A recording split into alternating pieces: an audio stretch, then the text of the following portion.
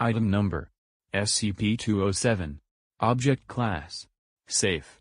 Special Containment Procedures: SCP-207 is to be stored in a waterproofed locking metal container measuring 1 meter by 0.5 meters by 0.5 meters. The key is to be issued to the current head researcher of Site's biocontainment area.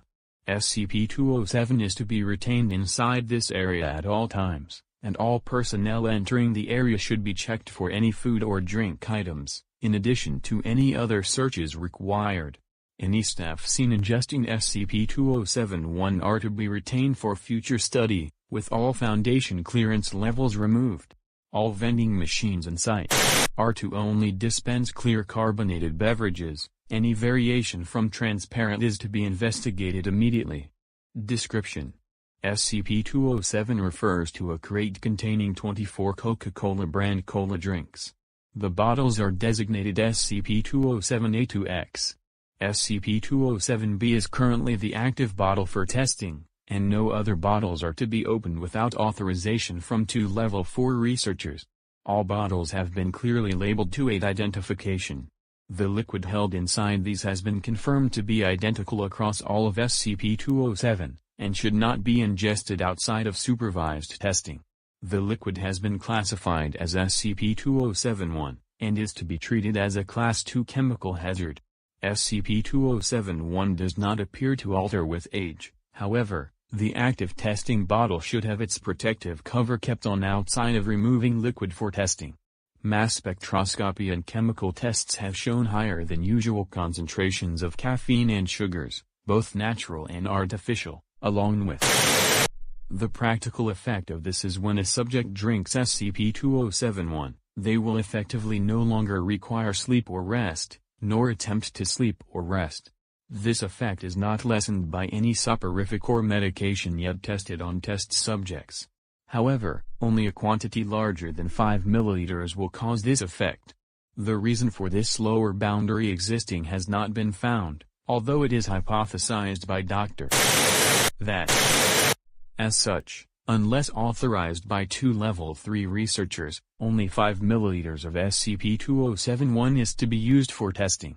Amounts higher than this have shown no difference in effect, with the exception of the subject SCP-207 was recovered from. See Addendum.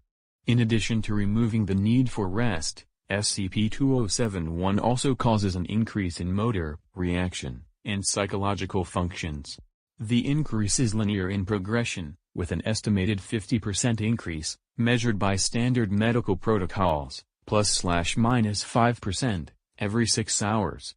The practical application of ingestion is that the subject is able to think, react, and move faster than others who have not ingested SCP-207-1. Mental proficiencies show the IQ of the subject to rise in line with other increases. However, SCP-207-1 does not alter the body of affected subjects.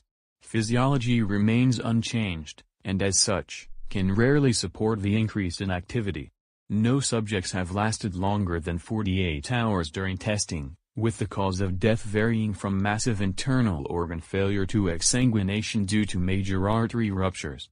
Subjects also begin to show stress after roughly 24 hours, usually making each movement extremely carefully, in order to avoid accidents.